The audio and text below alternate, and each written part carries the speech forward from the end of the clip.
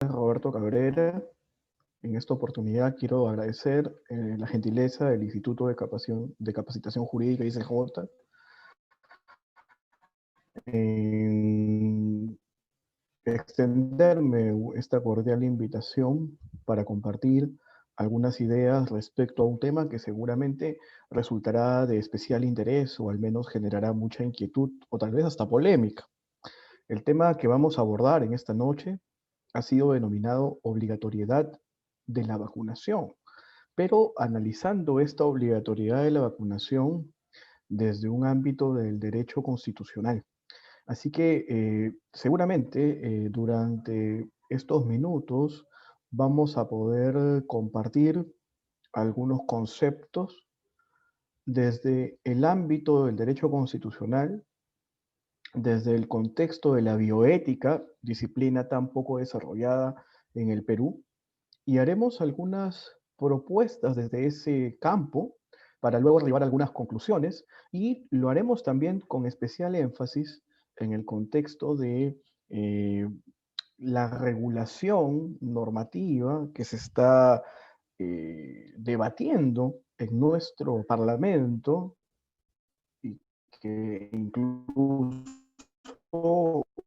ya existe un proyecto de ley que ha sido exonerado de segunda votación y que de alguna forma se pronuncia sobre estos parámetros, sobre estos tópicos. Bien, voy a compartir algunas láminas para que podamos esbozar el esquema argumentativo del tema de esta noche.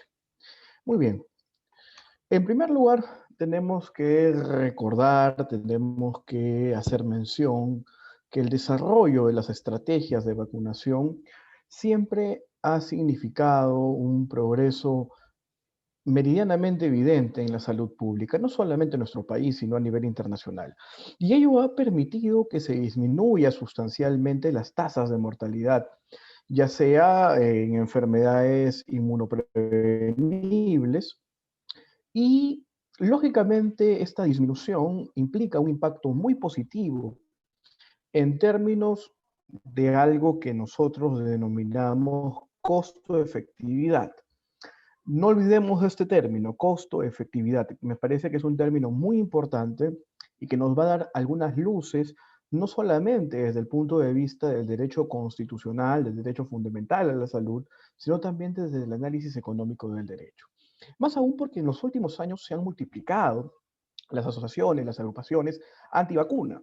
Y eso lógicamente porque han habido una serie de situaciones que lamentablemente los gobiernos y las instituciones privadas, sobre todo las farmacéuticas, no han sabido manejar de la mejor forma, ¿verdad?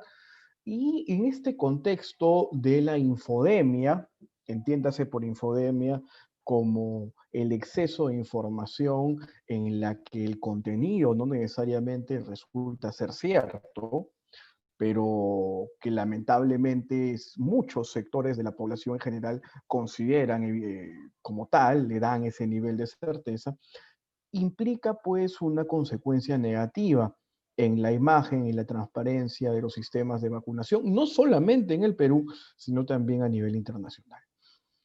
La consigna fundamental es promover la exención, entiéndase por exención como aquellos espacios en los que determinados dispositivos normativos que coadyuvan a la regulación de las estrategias de salud para la vacunación a gran escala ha implicado pues un contexto en el cual debe haber ciertas excepciones, ya sea filosóficas, mayoritariamente religiosas y también muchas desde un punto de vista de la libertad individual o las libertades individuales como la libertad de conciencia.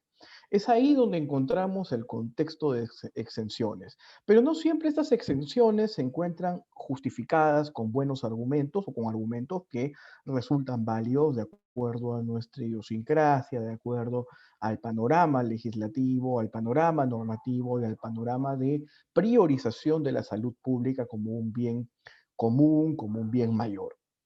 En ese sentido, es interesante señalar que algunos autores han considerado o consideran que una política de incentivos, la educación en información, y aquí lógicamente tiene una amplia responsabilidad a criterio de este servidor, lo que nosotros consideramos directamente el derecho a informar. No todo es información, lógicamente, porque hay enormes paquetes que no necesariamente coadyuvan a generarse una opinión, sino que más bien desinforman, sino que más bien aminoran la posibilidad crítica de los miembros de una sociedad.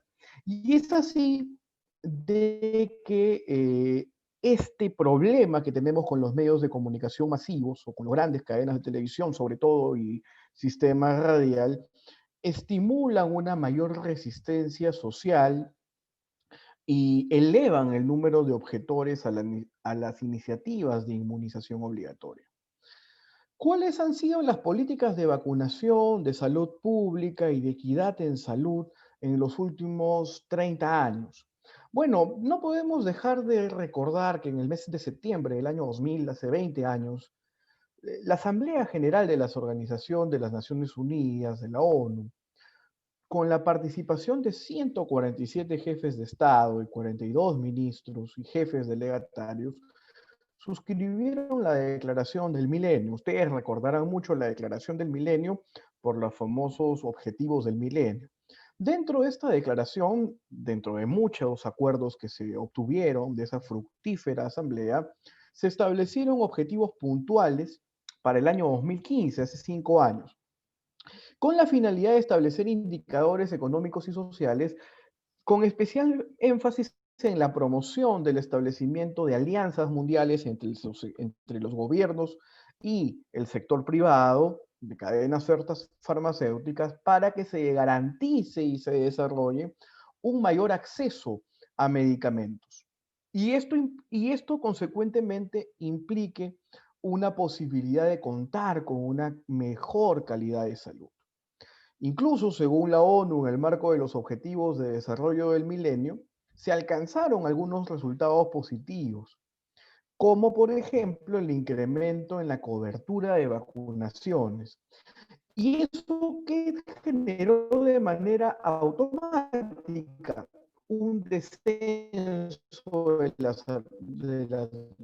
de las muertes.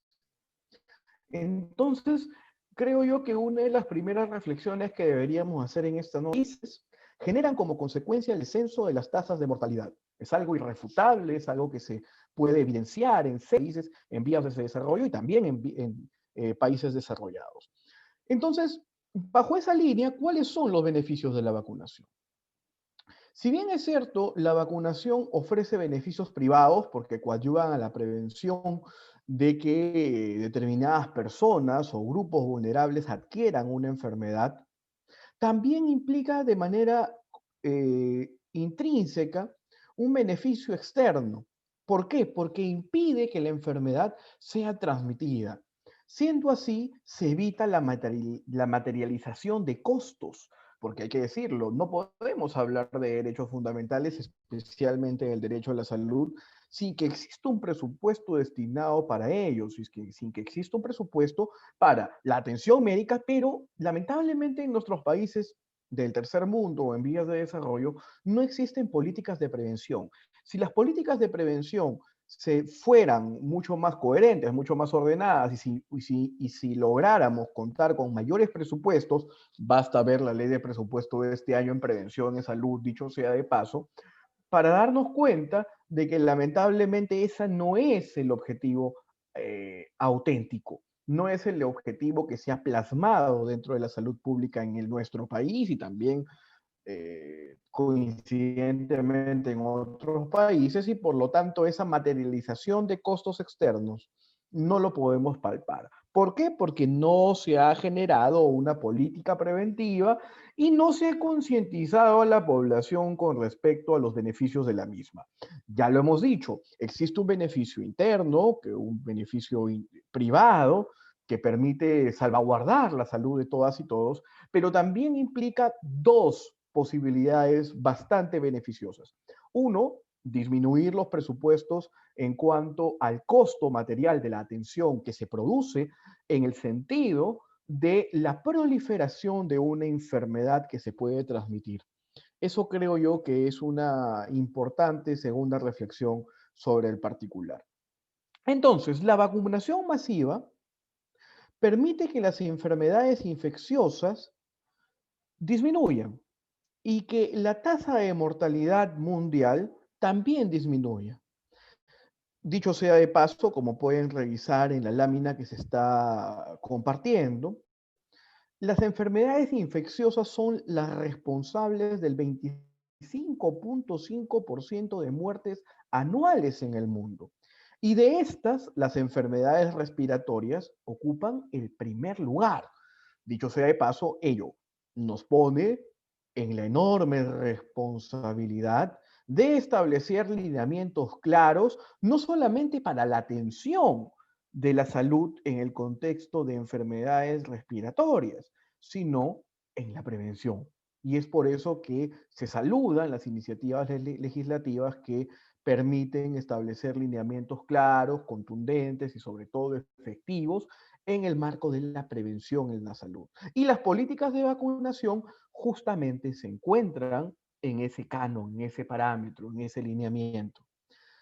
Vacunación y derechos fundamentales. La conexión o la conexibilidad que existe entre vacunación y equidad, y voy a referirme a una cita de un trabajo de Bradman y Gruskin del año 2003, y me permitiré leer de manera literal lo siguiente: la conexión entre vacunación y equidad, entendida como la ausencia de disparidades sistemáticas en salud o en los principales determinantes sociales de salud, entre grupos con diferentes ventajas o desventajas sociales, como la riqueza, el poder o el prestigio, es reconocida como un insumo fundamental en la promoción de los derechos humanos fundamentales. Entonces, la vacunación debemos entender que es una llave para lograr la equidad. Si es que no se cuenta con políticas de vacunación a nivel nacional que sean ordenadas, que respeten protocolos, que coadyuven al entendimiento de la concientización de la sociedad y que resulten ser, sobre todo, accesibles a los distintos estratos sociales, no podemos hablar de un contexto de equidad en salud. Y creo yo que esa tercera reflexión es de vital importancia para la línea argumentativa de esta breve disertación sobre la obligatoriedad o no de la vacunación en nuestro país. Siendo así, y si definimos la salud como un conjunto de capacidades para funcionar con normalidad, la salud de todas maneras se erige como un precedente de desarrollo y no como una consecuencia de la riqueza o el bienestar. Es decir, no podemos hablar de derecho a la salud si lo hacemos desde una perspectiva en que solo gozan de salud aquellas personas que cuentan o ostentan un nivel socioeconómico alto. Siendo así, dudado el fracaso de nuestros sistemas. En el mes de agosto, en el mes de julio, nosotros podíamos evidenciar que distintas instituciones privadas en salud, clínicas sobre todo, para atender a personas que tenían lamentablemente o padecían las consecuencias de la COVID-19, debían tener un respaldo económico bastante. Palabras, nos encontrábamos ante circunstancias en las que la tratativa del derecho a la salud como derecho fundamental era totalmente desconocida. ¿Por qué? Porque más bien nos enfrentábamos a una tratativa de bienes de consumo. Siendo así, la cuarta reflexión de esta noche es que nuestros sistemas en la actualidad, lamentablemente, no le dan ese otorgamiento o ese contexto de derechos fundamentales al derecho a la salud, al derecho a la educación, por ejemplo, sino que si es que realmente tienes los medios económicos, puedes atenderte. Y es por eso que es coherente entonces con esta reflexión que acabamos de hacer en el sentido de que si es que no existe equidad, si es que no existe acceso a las políticas de vacunación, lamentablemente nos enfrentamos ante una sociedad injusta, a una sociedad inequitativa y a una sociedad en la que no se ha priorizado la prevención como una estrategia que realmente pueda materializar incluso costos y beneficios para el erario nacional. ¿Qué podemos decir sobre la corriente antivacuna? Ya que existen diversos mitos y también algunas respuestas por parte de los sectores. Lamentablemente, en los últimos años se han multiplicado las asociaciones civiles en contra de la vacunación obligatoria. No solamente en nuestro país, estimados colegas, estimados amigos.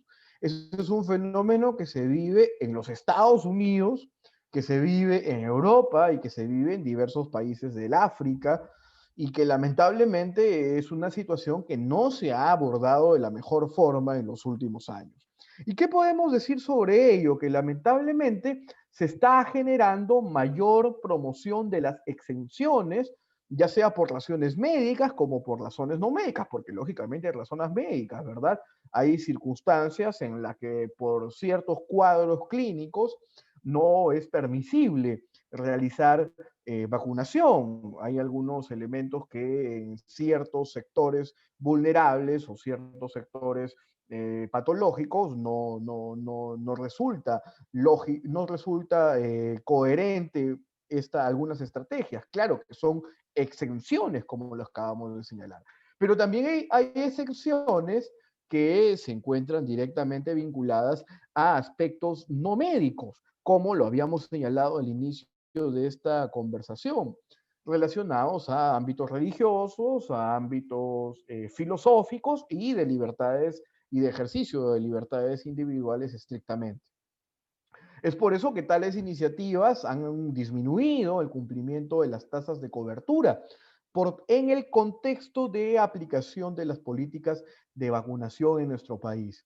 Y es más, en ciertos casos, como bien sabemos, ha habido expediciones de órdenes judiciales para obligar a algunos padres, sobre todo en el caso de menores de edad, a cumplir con los calendarios de vacunación establecidos por los gobiernos de turno, específicamente por el Ministerio de Salud. Existe un importante caso de la Corte Suprema o la Suprema Corte de los Estados Unidos, y me refiero al caso Jacobson versus Massachusetts. Particularmente en este caso de la vacunación, se hace patente la tensión entre la prioridad de la protección de las libertades individuales y la salvaguarda de la salud pública. Ahí nos encontramos frente a un contexto de ponderación, ¿verdad? Que tanto estudiamos en el derecho constitucional, incluso en la argumentación jurídica. En este caso histórico, la Suprema Corte de los Estados Unidos hace más de 115 años, en el año 1905, frente a un residente, Jacobson, de apellido Jacobson, que vivía en la ciudad de Cambridge, rehusó ser vacunado contra la viruela por cuanto consideraba que se violentaba su derecho de cuidar de su propio cuerpo. Es por eso que la Corte rechazó la demanda de Jacobson, sentando un precedente importantísimo, ya que señaló en sus argumentos que resulta legítima la vacunación obligatoria cuando el ejercicio de las elecciones individuales impone un riesgo significativo para la salud pública. Y es que debemos señalarlo de todas formas. Si es que nos enfrentamos ante una enfermedad que resulta ser altamente contagiosa, lo es el COVID-19 y lo sabemos, creo yo, y es opinión de este servidor, de que la vacunación debe ser o debe encontrarse desde un contexto de aplicación para salvaguardar la salud pública. Creo yo que el bien común, el bienestar general, tiene un contexto de ponderación mucho más alto. ¿Cuáles son las razones por las cuales estas asociaciones antivacunas esgrimen algunas posiciones contrarias al contexto de vacunación y a las políticas de vacunación?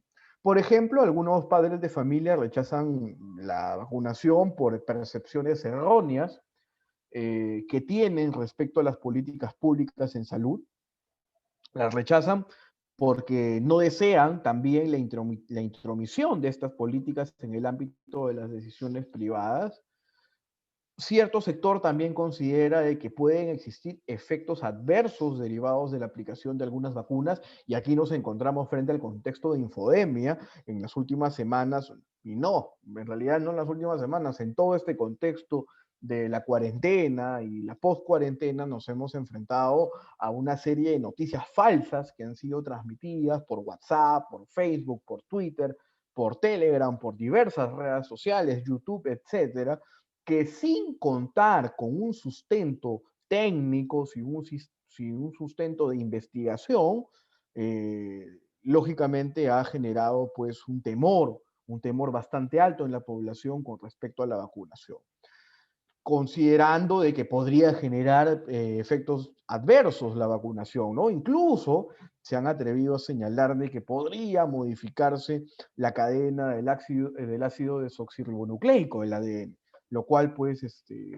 resulta imposible. Por otro lado, hay un sector válido en el cual existen objeciones religiosas, culturales, morales, incluso filosóficas en contra de la vacunación. También, lamentablemente, la desconfianza en la industria farmacéutica ha generado también una desconfianza en el sistema médico occidental. ¿Por qué? Porque si usted analiza el panorama general de atención en salud, pues se va a dar cuenta de que no existe una relación médico-paciente. Lamentablemente, el sistema tal cual ha generado un divorcio entre médico-paciente, y ese nivel de persuasión es prácticamente nulo, y creo yo que eso es un motivo de una quinta reflexión en la que tal vez deberíamos generar mayor debate. Y por otro lado, el impacto mediático de los reportes aislados de casos en los que no han resultado pues los análisis previos o las pruebas previas que se realizan en ciertos grupos para la aprobación de una vacuna, como está sucediendo lógicamente en el caso de las vacunas contra la COVID-19, como pasó con Moderna, como también pasó con AstraZeneca, y que, bueno, ya sabemos que la gran triunfadora ha sido la alemana Pfizer, ¿verdad? Pero bueno, eso también, lógicamente, bajo el contexto de apresuramiento para elaborar una vacuna, ha traído ciertas consecuencias no tan positivas en algunos sectores, pero hay que señalarlo, muy aislados, ¿verdad? Ahora hablemos de la problemática social. Las divergencias entre perspectivas culturales y distintos sistemas de valores y prácticas médicas en sociedades pluralistas explican el incremento en las objeciones por razones religiosas, culturales o filosóficas. Y eso es algo que sucede en nuestro país. Nuestra sociedad es altamente plural. Existen muchísimas comunidades que incluso preexisten al Estado peruano. Incluso también existen comunidades que se comunican con un idioma diferente al nuestro, y que lamentablemente esa brecha social comunicativa les pasa factura, nos pasa factura porque las noticias, la información no resulta clara, y la información que se transmite lamentablemente no es la más veraz, no es la más certera, no es la más coherente con el mensaje real que se debe evidenciar. Entonces, hay una responsabilidad por parte de las farmacéuticas, hay un especial gravitante, una responsabilidad gravitante en el Ministerio de Salud, que no ha sabido llegar hacia esas comunidades, y lamentablemente eso lógicamente implica un contexto de inequidad, un contexto de desigualdad, y sobre todo esa eh, falta de conexividad o de presencia del Estado nos está pasando factura en estos momentos. Eso es parte de una sexta reflexión. Entonces, esta desconfianza en el sistema corporativo y económico que rodea la investigación, la industria y la comercialización en vacunas genera pues la desconfianza pública en los sistemas de salud. Ya nadie confía en nuestros sistemas de salud. Lamentablemente, antes de la pandemia, nuestros sistemas ya eran precarios. Hoy lo son aún más, y lamentablemente no existe por parte de las autoridades un compromiso que promueva directamente las políticas de inmunización como la posibilidad para motivar o de al menos desmotivar, mejor dicho, la oposición a las políticas de vacunación entre algunos de nuestros compatriotas, de nuestros ciudadanos. Entonces, y lo que decíamos, este deterioro progresivo de una relación médico-paciente, que cada vez se burocratiza más, y lógicamente ello influenciado por el imperativo tecnológico consumista, menoscaba el ejercicio creciente de la medicina defensiva.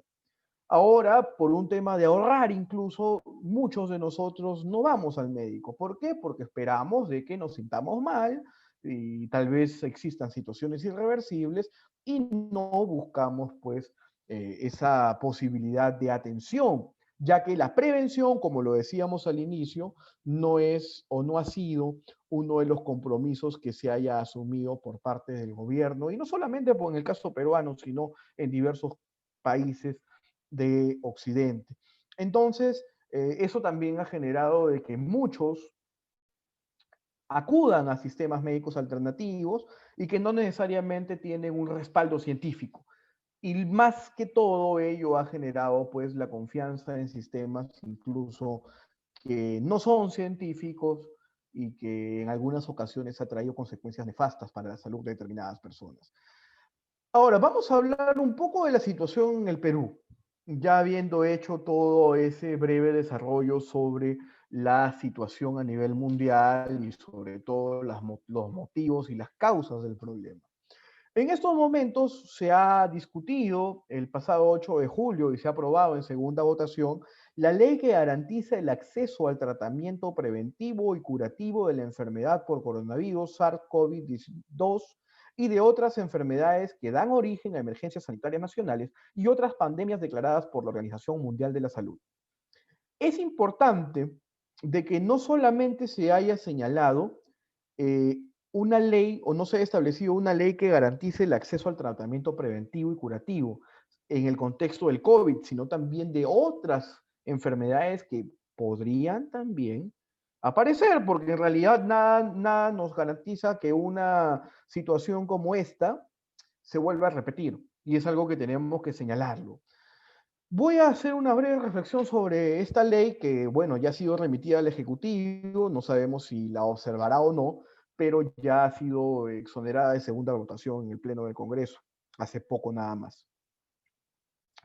El objeto de la ley es garantizar el acceso libre y voluntario, y aquí hacemos una séptima reflexión, libre y voluntario.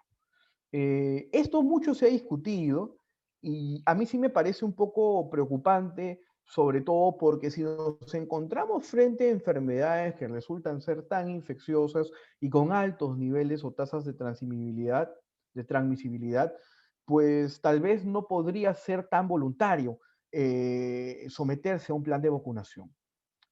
Porque ya lo habíamos señalado, como por ejemplo en el caso Jacobson versus Massachusetts, pues debe primar el bien común.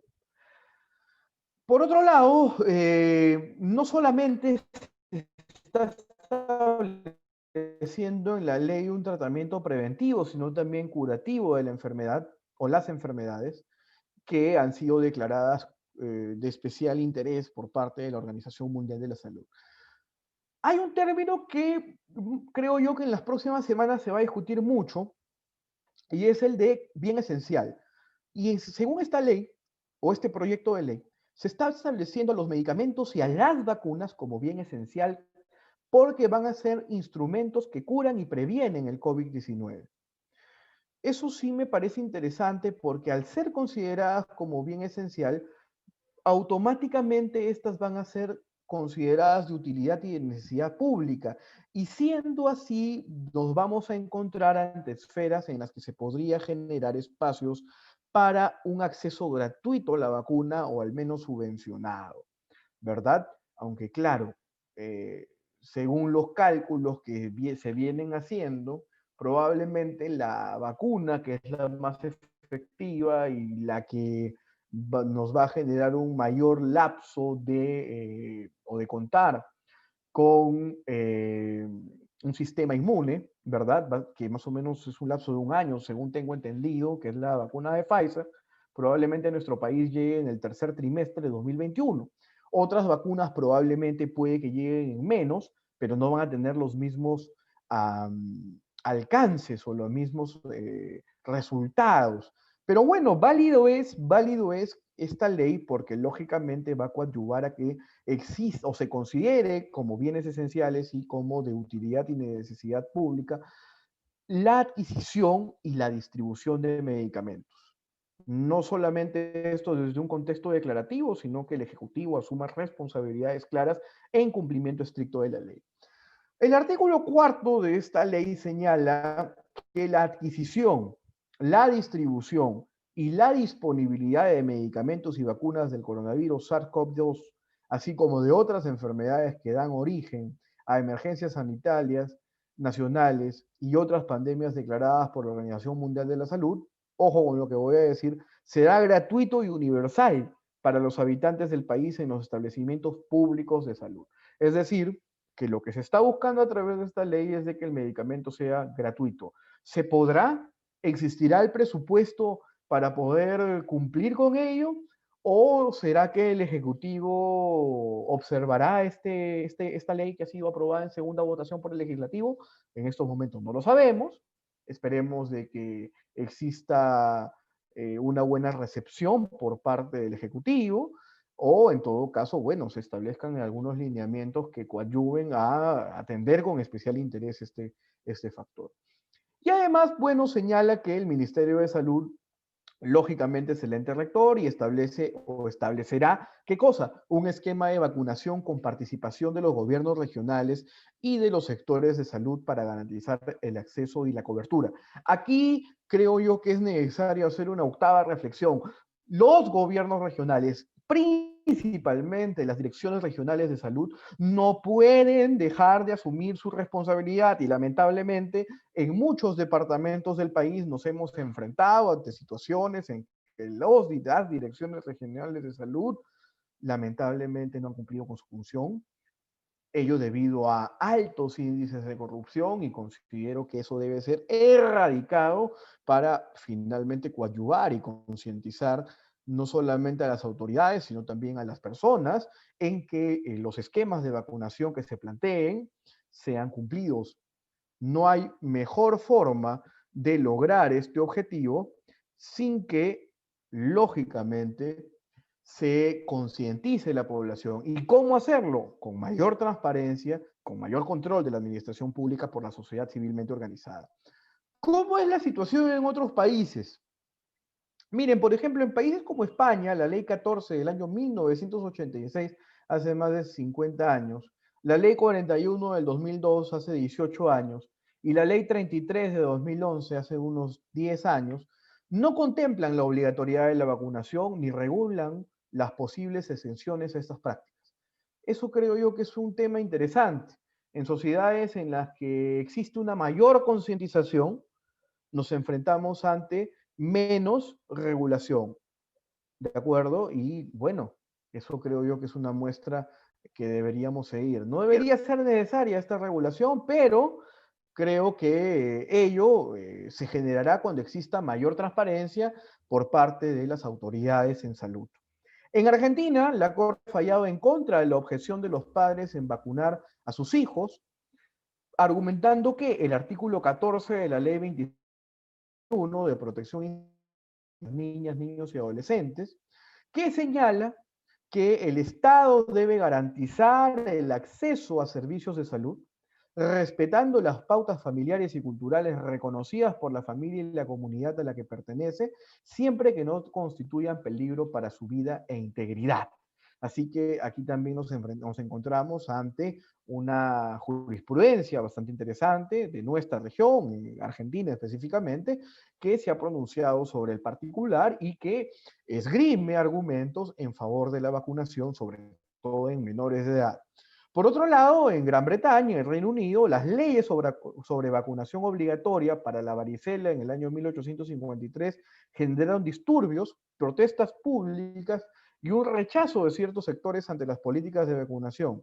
Y en 1946 se abandonó tal política de vacunación obligatoria.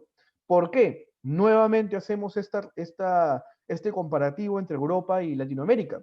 En Europa existe una concientización, existe una mejor y mayor relación entre médico-paciente. En nuestros países no existe y por lo tanto se generan mayores espacios por parte de las asociaciones civiles que más bien buscan objetar los planes de vacunación porque no ha habido un alto nivel de concientización en la población en general, lo cual ha traído como consecuencia estos problemas. Por ejemplo, en los países escandinavos tampoco existen leyes sobre vacunación obligatoria y las iniciativas estatales de inmunización se enfocan en aspectos bastante interesantes, en políticas de educación, en políticas de información y persuasión, y se ha alcanzado altos niveles de cubierta, ya yéndonos al continente de Oceanía, se han implementado desde la década de los 90 programas de incentivos económicos para los padres y que siempre y cuando cumplan con el calendario de vacunación estipulado para niños de 2 años, e incluso para los padres que presenten una objeción de conciencia documentada. Y en otros estados del mismo país existen regulaciones en cuanto a la obligatoriedad de la vacunación para el ingreso escolar, aunque se permiten exenciones. Como podrán darse cuenta, es interesante hacer estas comparaciones con otras realidades para evidenciar que siempre cuando existe mayor información, mayor claridad, mayor transparencia, se disminuye sustancialmente aquellas objeciones por parte de asociaciones o de los movimientos antivacunas. Haremos algunas propuestas desde la bioética. Dicho sea de paso, en el Perú no existe un Comité Nacional de Bioética y nos parece que es vital la existencia de este comité. No solamente para asuntos como este, sino también para asuntos relacionados a las terapias de reproducción asistida, para asuntos relacionados a, qué sé yo, transgénicos, entre otros, ¿verdad? Bueno, yo creo que algunas propuestas desde el campo de la bioética serían, por ejemplo, aceptar un margen de exenciones a la vacunación, siempre y cuando no se comprometa la inmunidad en rebaño y el óptimo social en términos de costo-efectividad. Asimismo, se deben optimizar las estrategias de acompañamiento e información tanto para los médicos como para los padres, los niños y los adolescentes. No debemos olvidar eso. El acompañamiento debe ser constante. Si no hay acompañamiento, no hay continuidad. Si no hay continuidad, la inversión del presupuesto en vacunación se va al agua. Además, también sería interesante ofrecer un conjunto de pautas y consensos en torno al consentimiento informado y las exenciones por razones no médicas expresadas en protocolos y políticas claras. Si es que hay exenciones, hay que regularlas, hay que establecer lineamientos, hay que generar normatividad, protocolos que coadyuven a delimitar y que no existan espacios grises, como siempre, lamentablemente, estamos acostumbrados en nuestro país, ante la omisión legislativa. Aquí también hacemos una novena reflexión. Debe haber un mayor compromiso por el legislativo en regular estos espacios de vacíos normativos. Asimismo, se debe promover la vacunación obligatoria en casos de ¿qué? En casos de epidemia o pandemia o de alto riesgo para la salud pública o el bienestar individual de niños, niñas o adolescentes. Hacemos nuevamente nuestra reflexión en el caso Jacobson versus Massachusetts. A manera de conclusión, creo que debemos señalar de que una política de incentivos, mayores espacios para la educación e información van a generar mejores impactos que coadyuven a disminuir las políticas coercitivas y a la par se pueda generar menor resistencia social de parte de los grupos objetores. Asimismo, la sensibilización a los padres en torno a la importancia que tiene la vacunación en condiciones inmunoprevenibles y su impacto en términos de salud pública debe ser una estrategia fundamental que resida sobre todo en la empatía y los procesos de comunicación. En nuestro país, nuevamente lo tenemos que señalar, no contamos con una comunicación clara, no solamente en el contexto de salud, sino en realidad en diversos dispositivos normativos y peor aún con aquellas comunidades que no comparten nuestro mismo idioma.